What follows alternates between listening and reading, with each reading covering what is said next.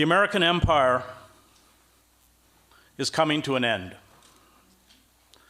The US economy is being drained by wars in the Middle East and vast military expansion across the globe.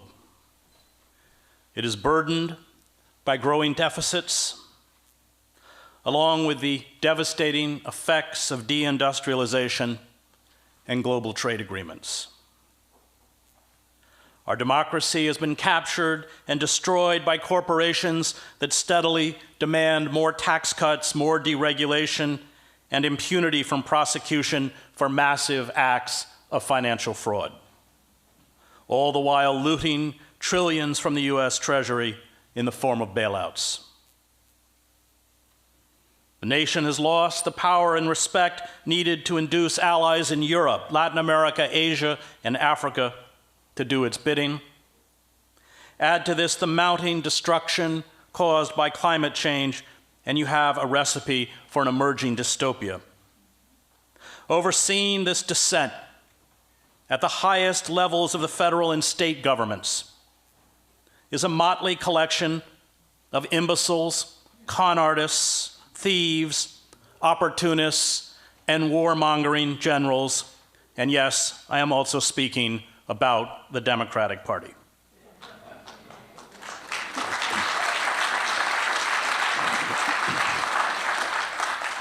The empire will limp along, steadily losing influence until the dollar is dropped as the world's reserve currency, plunging the United States into a crippling depression and instantly forcing a massive contraction of our military machine.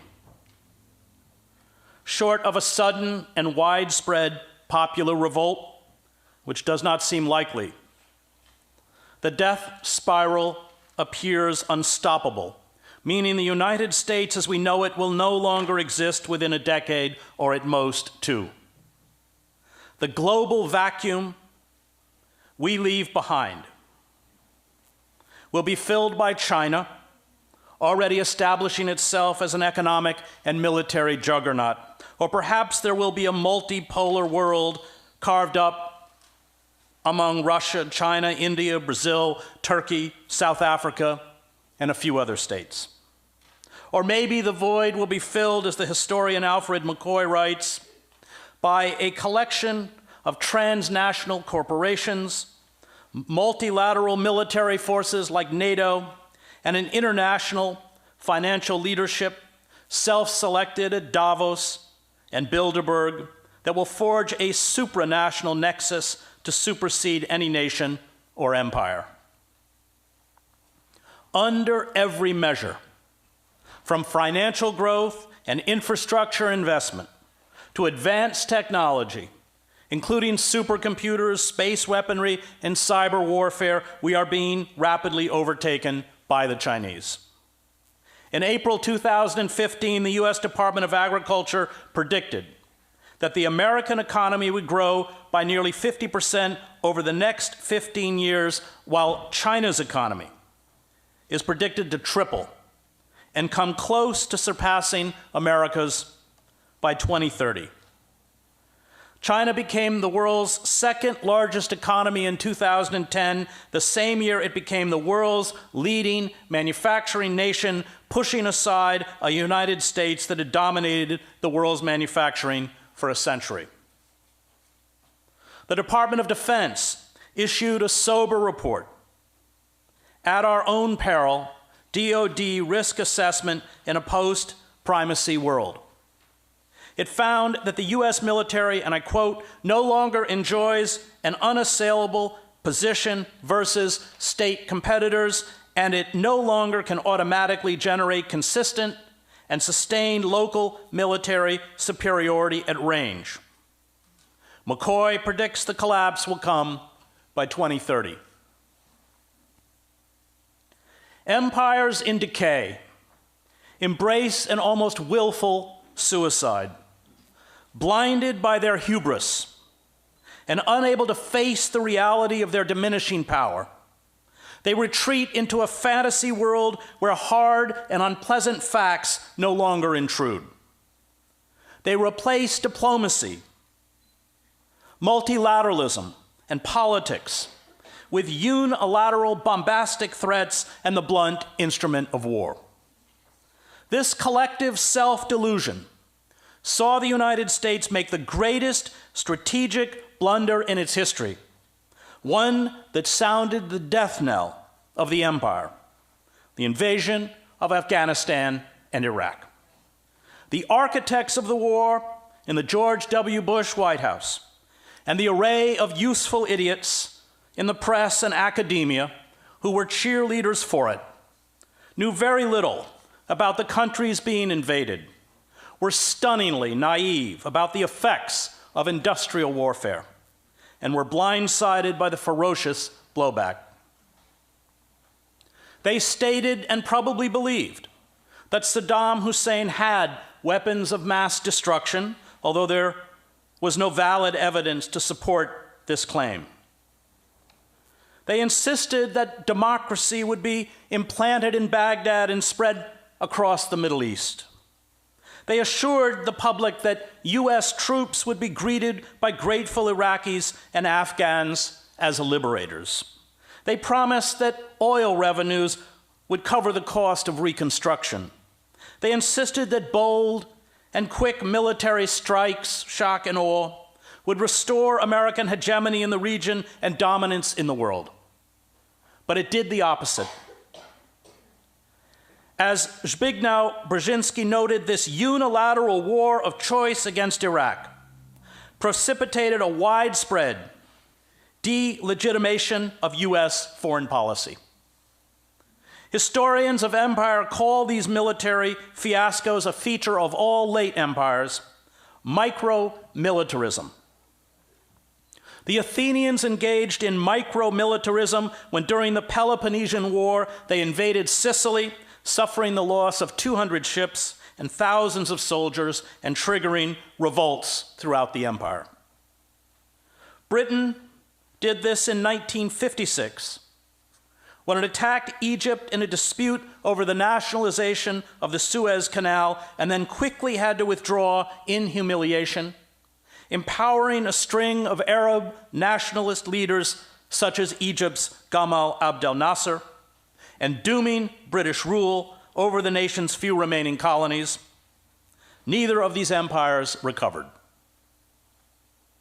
While rising empires are often judicious, even rational in their application of armed force for conquest and control of overseas dominions, fading empires are inclined to ill-considered displays of power, dreaming of bold military masterstrokes that would somehow recoup lost prestige and power, McCoy writes. Often irrational, even from an imperial point of view, these micro-military operations can yield hemorrhaging expenditures or humiliating defeats that only accelerate the process already underway. But empires need more than force to dominate other nations. They need a mystique. This mystique, always a mask for imperial plunder, repression, and exploitation, seduces some native elites who become willing to do the bidding of the imperial power or at least remain passive. And it provides a patina of civility, even nobility, to justify to those at home the costs in blood and money needed to maintain empire. The parliamentary system of government that Britain replicated in appearance in its colonies, and the introduction of British sports such as polo, cricket, and horse racing, along with the elaborately uniformed viceroys and the pageantry of royalty, were buttressed by what the colonials said was the invincibility of their navy and their army. And England was able to hold its empire together from 1815 to 1914 before being forced into a steady retreat. America's high-blown rhetoric about democracy, liberty, and equality, along with basketball, baseball, and Hollywood, as well as our own deification of the military, entranced and cowed much of the globe in the wake of World War II. Behind the scenes, of course, the CIA used its bag of dirty tricks to orchestrate coups, fix elections, and carry out assassinations, black propaganda campaigns, bribery, blackmail, intimidation, and of course, torture. But none of this works anymore. The photographs of physical abuse and sexual humiliation imposed on Arab prisoners at Abu Ghraib inflamed the Muslim world. It fed al-Qaeda and later ISIS with recruits.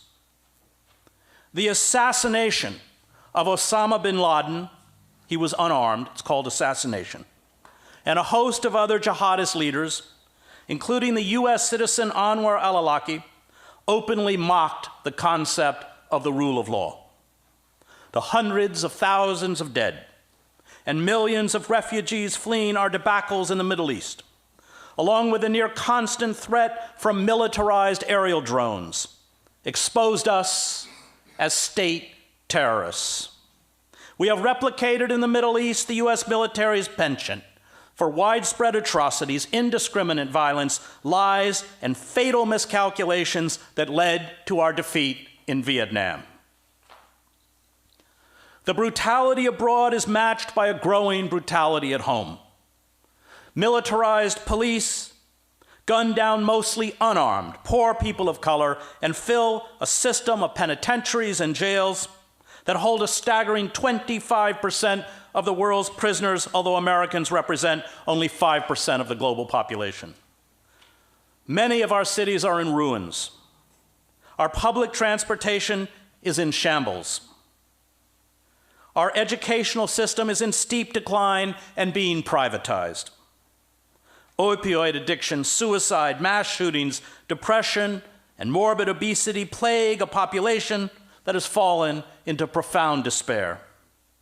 The deep disillusionment and anger that led to Donald Trump's election, a reaction to the corporate coup d'etat, and the poverty afflicting at least half the country have destroyed the myth of a functioning democracy.